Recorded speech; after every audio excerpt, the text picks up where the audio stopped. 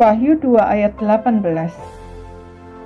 Dan tuliskanlah kepada malaikat jemaat di Tiatira, inilah firman Anak Allah yang matanya bagaikan nyala api dan kakinya bagaikan tembaga.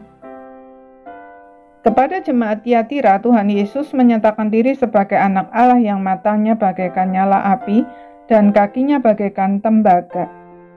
Sebab jemaat Tiatira memiliki masalah dengan kekudusan hidup dan ajaran yang menyimpang. Mata bagai nyala api dan kaki bagai tembaga menggambarkan kuasa untuk memurnikan orang percaya dan penghakiman kepada mereka yang terus berkanjang dalam dosa. Tuhan Yesus menyatakan diri dengan cara demikian sesuai dengan kondisi jemaat Tiatira.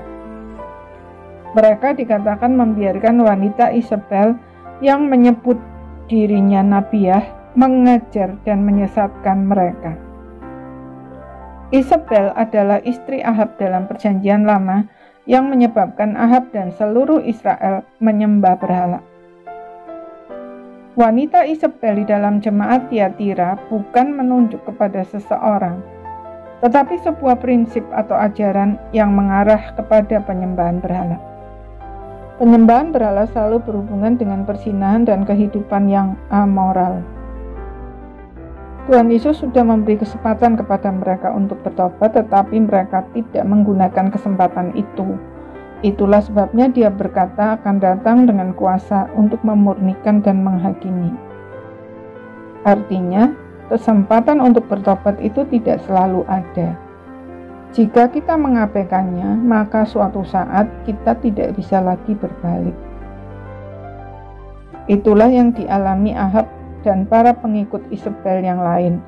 Bahkan Isabel sendiri mati dengan cara yang mengenaskan sesuai dengan nubuat Nabi Elia. Di sepanjang zaman, penyembahan berhala dan ajaran yang menyimpang atau palsu selalu menjadi ancaman bagi orang-orang percaya.